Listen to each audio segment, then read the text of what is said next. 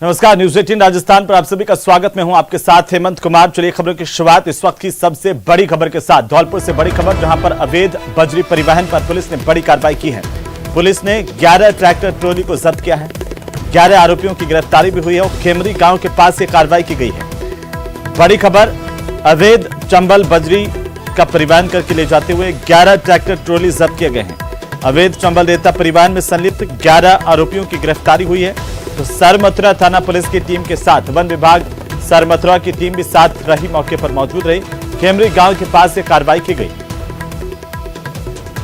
धौलपुर से इस वक्त की सबसे बड़ी खबर है, बजरी माफिया के खिलाफ पुलिस का बड़ा एक्शन। अवैध बजरी परिवहन को लेकर के पुलिस ने बड़ी कार्रवाई की है। 11 ट्रैक्टर ट्रॉली जब्त की है। 11 आरोपियों को गिरफ्तार किया गया है। बहरहाल पुलिस इस पूरे मामले को लेकर जांच कर रही है। खेमरी गांव के पास से कार्रवाई की गई। आए दिन पुलिस को इस तरह से अवैध बजरी रेता परिवहन की जानकारी मिल रही थी, इस पर एक्शन लिया गया है। ज्यादा जानकारी के साथ संवाददाता हरिवीर सिंह फोन लाइन पर हैं।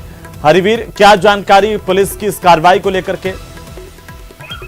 जी हेमंत, मैं आपको बता दूं, ये जो पूरा मामला है वो सरमथुरा थाना क्षेत्र का ये पूरा मामला है, जहां पर पुलिस को सूचना मिल रही थी कि अवैध खनन हो रहा है। उस पर सूचना पर जो वन विभाग के जो रेंजर हैं वो उनके साथ में जो थानाधिकारी ने नाकाबंदी कराई, तो उधर से आते हुए ट्रैक्टर दिखाई दिए, रात में नाकेबंदी कराई। उस पर जो उन ट्रैक्टरों को रोका गया तो जब गिना गया तो 11 ट्रैक्टर मिले, उनमें अवैध चंबल रेता बजरी भरी हुई थी। उनको पकड़ा और उसके साथ ही जो उन पर जो ड्राइवर बैठे हुए थे उनके जो 11 जो आरोपी हैं उनको भी गिरफ्तार कर लिया है और जो ट्रैक्टर ट्रॉली हैं उनको जब्त कर लिया है। 11 ट्रैक्टर ट्रॉली हैं, उनमें अवैध रेता भरा हुआ है और जो आरोपी हैं 11 उनको गिरफ्तार कर लिया है और उनके खिलाफ वन्य जीव अधिनियम और फॉरेस्ट एक्ट में मामला दर्ज कर लिया है। आगे की कार्रवाई की जा रही है। जी, लगातार इस तरह की घटनाएं सामने आ रही थी कि अवैध बजरी का परिवहन कर रहे हैं, लेकिन इसके बावजूद पुलिस की कार्रवाई नहीं है। अब पुलिस की जब कार्रवाई की है तो क्या जानकारी कि एक संदेश भी गया है कि इस तरह से जो लोग अवैध परिवहन कर रहे हैं उन पर अंकुश लग पाएगा?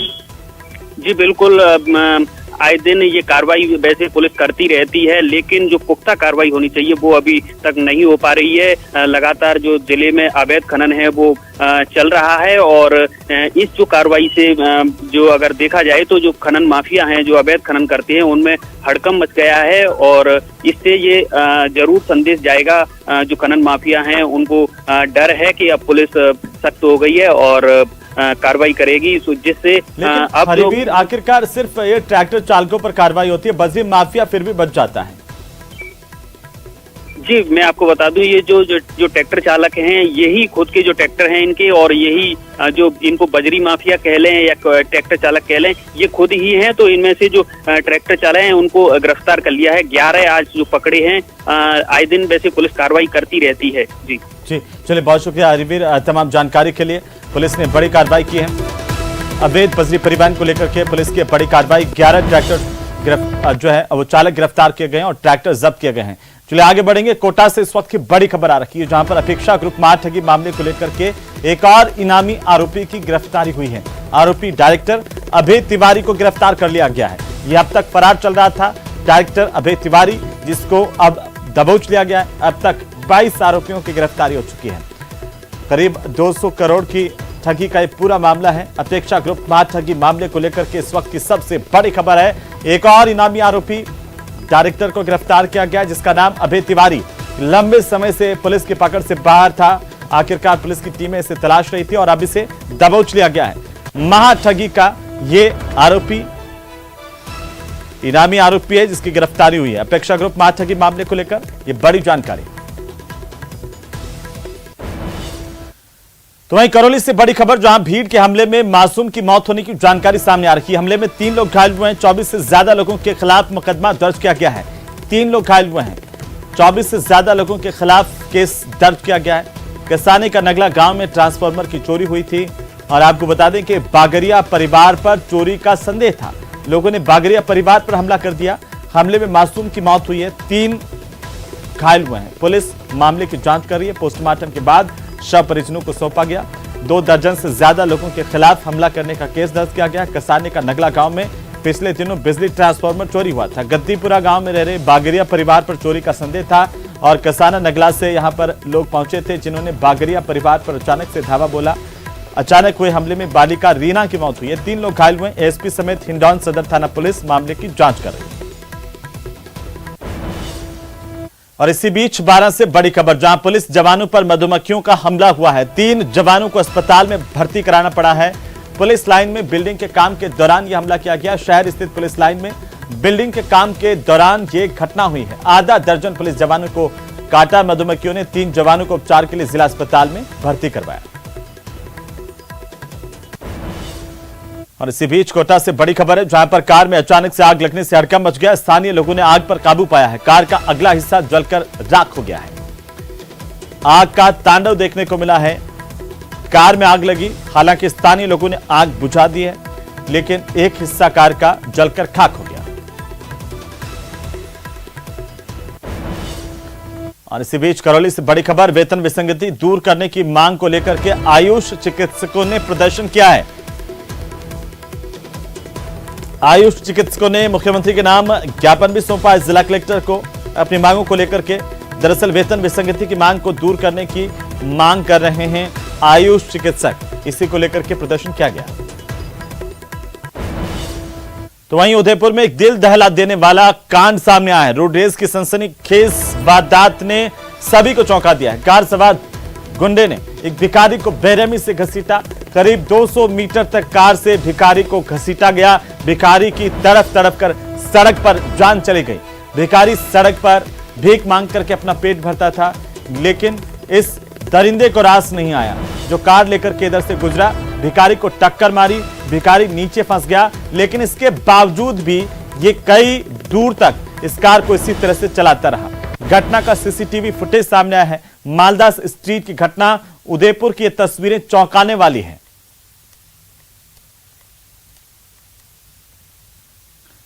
और इसी बीच राइट टू हेल्थ को लेकर के इस वक्त की सबसे बड़ी खबर है। चिकित्सा मंत्री प्रसादी लाल मीणा ने बड़ा बयान दिया इस संबंध में। उन्होंने कहा कि इमरजेंसी में इलाज का खर्चा सरकार उठाएगी।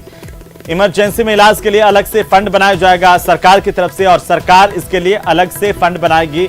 जनता के लिए राइट टू हेल्थ बिल लाया जा रहा है, प्रसादी लाल मीणा ने कहा है। 11 फरवरी को प्रवर समिति डॉक्टर्स को सुनेगी। उसी दिन राइट टू हेल्थ बिल को अंतिम रूप दे दिया जाएगा। चिकित्सा मंत्री का बड़ा बयान।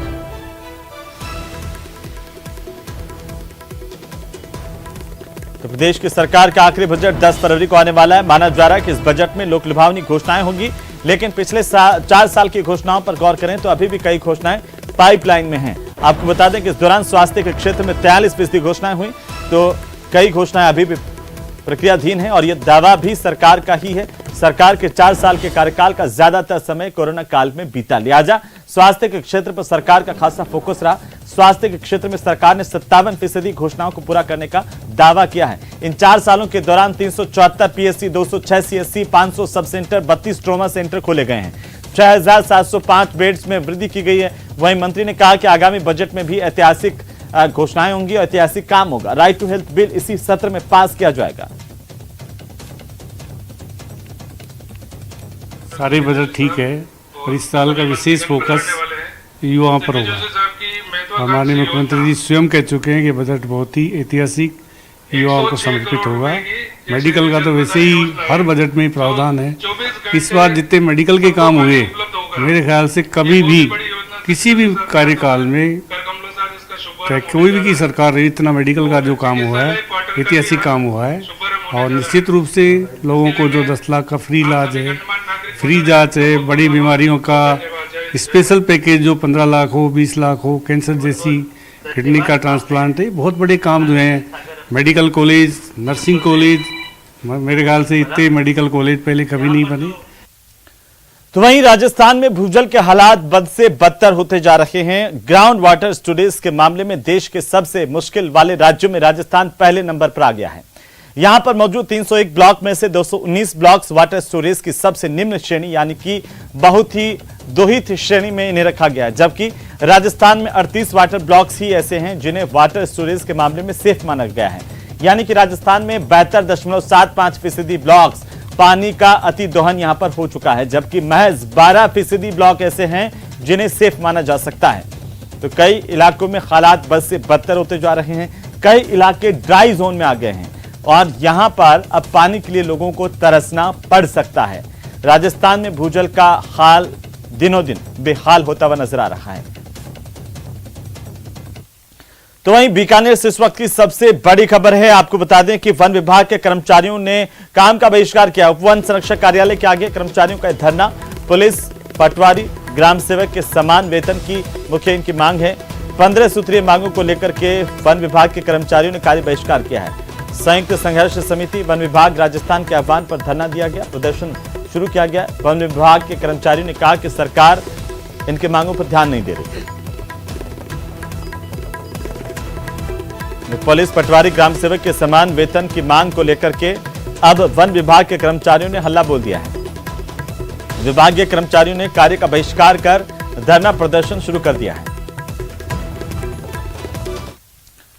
और इस साल रेलवे बजट में उत्तर पश्चिम रेलवे को काफी तरजीह मिली है। आपको बता दें कि पूरे राजस्थान को 9,532 करोड़ का बजट रेलवे में मिला है, जिसमें से अकेले उत्तर पश्चिम रेलवे को 8,637 करोड़ रुपए का बजट जारी किया गया। जानते इस बजट से क्या कुछ बदलने वाला है। उत्तर पश्चिम रेलवे में आपको बता दें कि भारतीय रेलवे में कुल 17 रेलवे जोन हैं, जिनमें से उत्तर पश्चिम रेलवे भी शामिल है। इस बार के बजट में भारतीय रेलवे को 2,40,000 करोड़ रुपए मिले हैं, जिसमें से उत्तर पश्चिम रेलवे को 8,637 करोड़ रुपए मिले हैं। साल 2013-14 के मुकाबले यह बजट 9 गुना ज्यादा है। हालांकि इस बजट के मिलने से पहले ही गति शक्ति योजना के तहत उत्तर पश्चिम रेलवे में आमूलचूल बदलाव शुरू हो चुके थे, लेकिन इस बजट के बाद यह माना जा रहा है कि पूरे उत्तर पश्चिम रेलवे का कायाकल्प होने जा रहा है।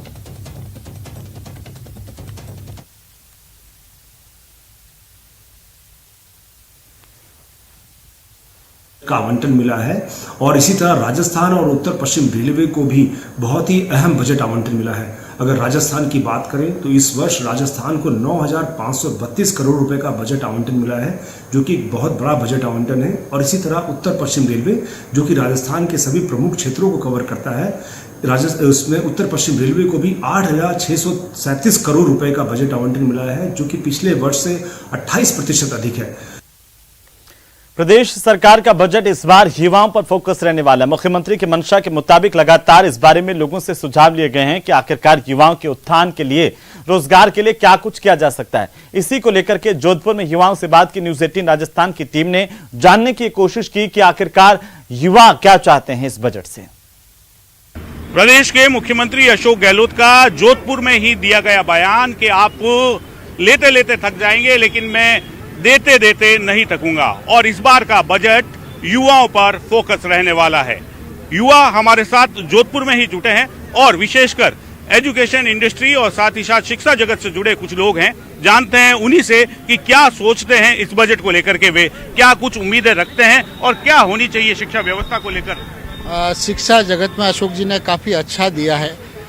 जो देखा जाए कि महात्मा गांधी अंग्रेजी मीडियम स्कूल से अब उन्होंने पंचायत समिति से हर वार्ड तक पहुंचा दी है। बहुत ज़्यादा अंग्रेजी माध्यम की स्कूलें शुरू हुई है, जिससे आम आदमी का निश्चित रूप से फायदा होगा। लेकिन अभी तक तो उसमें फैकल्टीज को लेकर के बड़ी समस्या नजर आती है। अभी फैकल्टीज को लेके बहुत समस्या है, पर विद्या संबल के तहत उन्होंने अपॉइंटमेंट दिया है और आने वाले समय में ये भर्तियां कर ली जाएगी और हो जाएगा सर।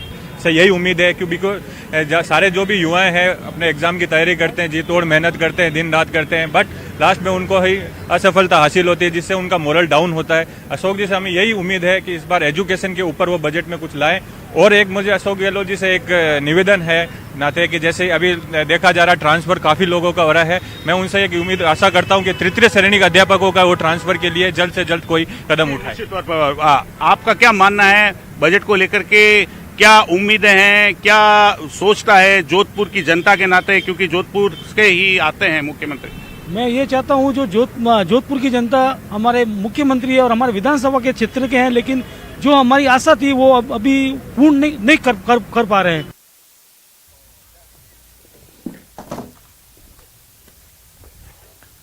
तो चलिए आगे बढ़ेंगे। और इसी बीच कोटा से सबसे बड़ी खबर, जहां पर यूआईटी के ठेकेदार के साथ मारपीट होने की जानकारी मिल रही है।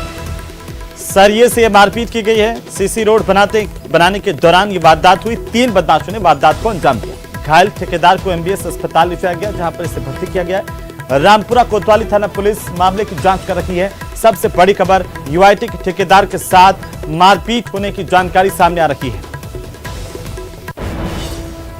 चलिए आगे बढ़ेंगे और इसी बीच झुंझुनू से बड़ी खबर, जहां पर पुलिस की अवैध शराब के खिलाफ बड़ी कार्रवाई हुई है। पुलिस ने 2 तस्करों को गिरफ्तार किया है।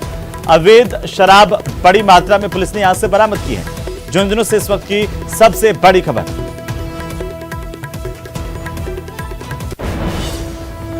तो वहीं बीजेपी सांसद दिया कुमारी के नेतृत्व में भाजपा नेताओं ने एक दल ने सोमवार को दिल्ली में रेल मंत्री अश्विनी वैष्णव से शिष्टाचार भेंट की। इस दौरान उन्होंने रेल मंत्री से मुलाकात कर राजसमंद को ब्रॉडगेज की सौगात देने पर रेल मंत्री का आभार प्रकट किया है। रेल मंत्री को साफे पहना करके साथ ही श्रीनाथ जी की तस्वीर भेंट की गई। उनका आभार जताया गया कि राजसमंद को काफी कुछ दिया गया है।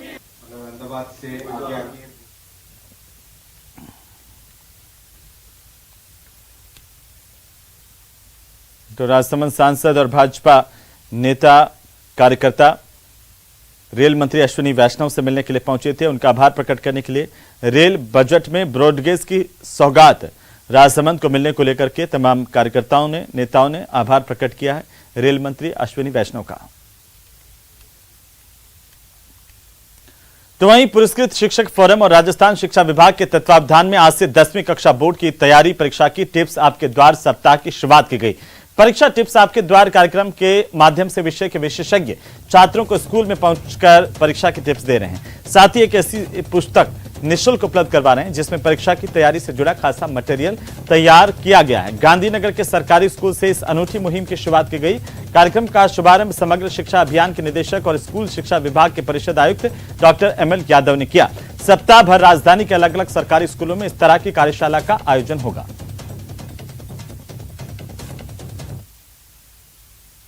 जो शिक्षक समाज के लोग जो पुरस्कृत हैं उनके द्वारा एक पुरस्कृत शिक्षित फोरम बना रखा है। उनके माध्यम से ये हर साल आयोजन करते हैं। ये अब की बार 19वां आयोजन है और इससे बच्चों को किस तरीके से कड़ी परिश्रम करना चाहिए, किस तरह लगन से पढ़ाई करनी चाहिए और कैसे समय का प्रबंधन करना चाहिए और कैसे सरल भाषा में प्रश्नों का उनको सोल्व करना चाहिए, उसके बारे में पूरे टिप्स दिए गए हैं और ये हमारे जो छात्र छात्राएं हैं उनके लिए बहुत उपयोगी होगा। हर बार बोर्ड के परीक्षार्थियों के लिए दी जाती है बच्चों को और सबसे अच्छी बात इसमें यह है कि इस पुस्तक को वही लोग तैयार करते हैं जो राष्ट्रीय लेवल पर राष्ट्रपति महोदय से और राज्य स्तर पर गवर्नर साहब से या मुख्यमंत्री जी से ये पुरस्कृत होते हैं। उन शिक्षकों के द्वारा बड़ी मेहनत और लगन के साथ में तैयार की जाती है और इसके जो परिणाम अब तक रहे हैं वो बहुत बेहतरीन परिणाम रहे हैं। एक बड़ा भारी ये इवेंट है और निश्चित रूप से बच्चों के परीक्षा के दिनों में जो कम समय रहता है परीक्षा का, करीब महीना 1.5 महीना, उस समय जो इनको विशेष रूप से तैयारी की आवश्यकता रहती है। विषयों के जो एक संक्षिप्त में उस के बारे में जानकारी उनको मिल जाए, इस उद्देश्य से ये कोई पासबुक या गेस्ट पेपर नहीं है, बल्कि ऐसे इसमें जो पाठ्यक्रम है उस आधार पे जो विषय विशेषज्ञ शिक्षक हैं उनके द्वारा ये तैयार की गई है। तो चलिए आगे बढ़ेंगे। झुंझुनू से बड़ी खबर, जहां पर उदयपुर वाटी पुलिस ने जुआरियों पर बड़ी कार्रवाई की है। पुलिस ने 6 जुआरियों को यहां से गिरफ्तार किया। जुआरियों से 3060 रुपए जब्त किए गए हैं। उदयपुर वाटी थानाधिकारी की ओर से जानकारी दी गई है। झुंझुनू से इस वक्त की सबसे बड़ी खबर, 3060 रुपए बरामद हुए हैं। उदयपुर वाटी थानाधिकारी ने बताया कि जुआरियों पर पुलिस की ओर से एक्शन किया गया। तो चलिए आगे बढ़ेंगे। दौसा से बड़ी खबर, प्रधानमंत्री का प्रस्तावित दौरे को लेकर के बड़ी जानकारी है। धनावड़ रेस्ट एरिया में पहुंचे जिला कलेक्टर और एसपी मौका मुआयना करने के लिए। जिला कलेक्टर कमर चौधरी और एसपी संजीव नैन धनावड़ पहुंच चुके हैं। प्रधानमंत्री के दौरे की तैयारियों का जायजा ले रहे हैं तमाम अधिकारी। भारतीय जनता पार्टी के प्रदेशाध्यक्ष सतीश पुनिया से भी जिला कलेक्टर और एसपी ने चर्चा की है। बड़ी खबर, प्रधानमंत्री के दौरे की तैयारियां जोर शोर से जारी हैं। इसी बीच सबसे बड़ी खबर यह है कि धनावड़ रेस्ट एरिया में पहुंचे हैं जिला कलेक्टर, एसपी।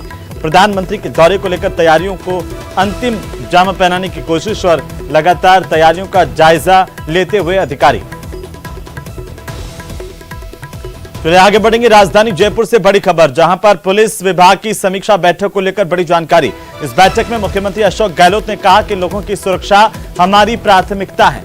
मुख्यमंत्री ने कहा कि अपराधियों पर सख्त कार्रवाई होनी चाहिए। इसे लेकर के सीएम अशोक गहलोत ने निर्देश दिए हैं सख्त कार्रवाई के अधिकारियों को। आपराधिक गिरोहों को खत्म करने के भी निर्देश अधिकारियों को दिए गए हैं। बैठक में मुख्यमंत्री अशोक गहलोत ने कहा कि राजस्थान में भय मुक्त माहौल और निवासियों की सुरक्षा हमारी मुख्य प्राथमिकता है। वहीं संगठित अपराधियों पर सख्त कार्रवाई करने और आपराधिक गिरोहों को खत्म करने के निर्देश मुख्यमंत्री की तरफ से दिए गए हैं। सीएमआर में बैठक हुई है जिसमें आईजी से लगाकर के डीजी और तमाम पुलिस के आला अधिकारियों की मौजूदगी में मुख्यमंत्री अशोक गहलोत के सख्त निर्देश हैं अपराधियों के खिलाफ कार्रवाई के। और इस बैठक में सभी जिला एसपी जयपुर और जोधपुर पुलिस के कमिश्नर बीसी से जुड़े वीडियो कॉन्फ्रेंसिंग के जरिए तमाम पुलिस के अधीक्षक भी जुड़े अलग अलग जिलों से। और इसी बीच हम आपको बता दें कि मुख्यमंत्री अशोक गहलोत ने सख्त निर्देश दिए हैं कि आखिर अपराधियों के खिलाफ कड़ी से कड़ी कार्रवाई होनी चाहिए। और इसी बीच हनुमानगढ़ से बड़ी खबर, जहां गोलूवाला थाना इलाके के बाहर चल रहा धरना खत्म हो गया। हिंदूवादी संगठनों की तरफ से धरना दिया जा रहा था, प्रदर्शन किया जा रहा था। डीएसपी ने मौके पर पहुंच करके समझाया। इसके बाद ये धरना खत्म हुआ है। 2 कांस्टेबल को यहां पर लाइन हाजिर किया गया है। पुलिस पर अभद्र व्यवहार करने के आरोप लगाए गए थे। गौ तस्करी का मामला है जिसमें गोलीवाला पुलिस के खिलाफ हिंदूवादी संगठनों का धरना प्रदर्शन खत्म कर दिया गया है। डीएसपी रमेश मात्रा की समझाइशों से यह धरना यहां पर समाप्त हुआ है। बड़ी खबर, 2 कांस्टेबल सुरजीत और अनिल को लाइन हाजिर किया गया है। आज गौ तस्करी मामले में हिंदूवादी संगठनों ने पुलिस पर अभद्र व्यवहार के आरोप लगाए थे। और अब खबर चित्तौड़गढ़ से, जहां पर बुलेट वाहनों की मॉडिफाइड साइलेंसर लगवा करके पटाखे फोड़कर लोगों को परेशान करने वाले असामाजिक तत्वों की अब खैर नहीं है। पुलिस इस तरह के वाहन चालकों के खिलाफ कड़ी कार्रवाई करने जा रही है। आपको बता दें कि पुलिस ने इस तरह के वाहनों पर कार्रवाई करना शुरू कर दिया है। वहीं कंपनी की ओर से अधिकृत साइलेंसर के अतिरिक्त अन्य साइलेंसर लगवाकर लोगों को परेशान करने वाले बिना नंबर के वाहन चलाने वाले लोगों को भी जिला मुख्यालय की कोतवाली थाना पुलिस ने मोटरसाइकिल की जब्ती कार्रवाई को अंजाम दिया है। लगातार मोटरसाइकिल के साइलेंसर के जरिए पटाखे फोड़कर राहगीरों को परेशान करने की शिकायतें मिल रही थी। इसके बाद पुलिस ने सख्ती की है, इन वाहनों को जब्त किया जा रहा है। अगर शहर में किसी के पास भी इस तरह के वाहन है और पुलिस के सामने से गुजरा, उसको जब्त करने के निर्देश दिए गए हैं। शहर में कानून व्यवस्था बनाए रखने के लिए पुलिस मुस्तैद है। उच्च अधिकारियों के निर्देशानुसार शहर में कुछ पटाखे फोड़ने वाली बाइकें घूम रही थी, इस पर कार्रवाई की गई है। कल रात्रि में कुछ बाइकों द्वारा पटाखे फोड़े गए जिनका पीछा किया गया।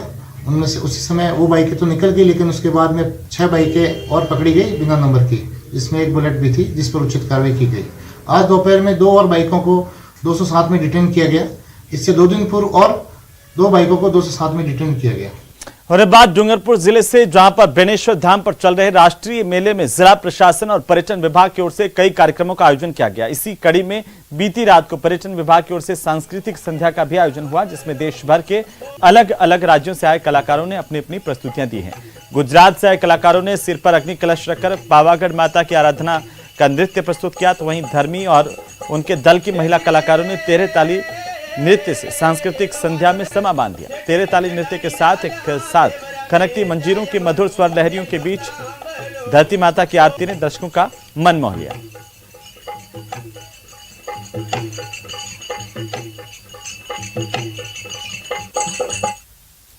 और अब बात स्वर्ण नगरी जैसलमेर से, जहां पर मरु महोत्सव 2023 का रंगारंग समापन हो गया। माघ पूर्णिमा की धवल चांदनी के तले शहीद पूनम सिंह स्टेडियम में संगीतकारों की मधुर आवाज, आतिशबाजी, लोक रंग और रंगारंग कार्यक्रमों के साथ ही भव्य तरीके से समापन हुआ है।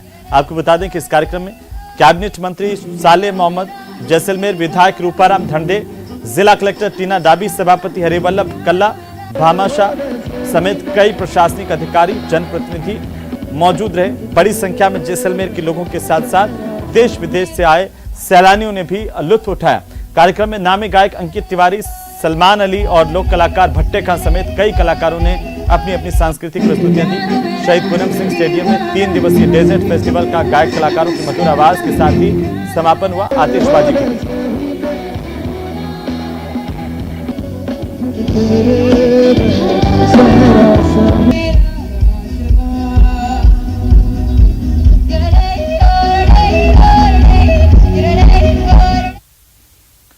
चलिए इसी के साथ ही इस बुलेटिन फिलहाल नहीं, आप देखते रहिए।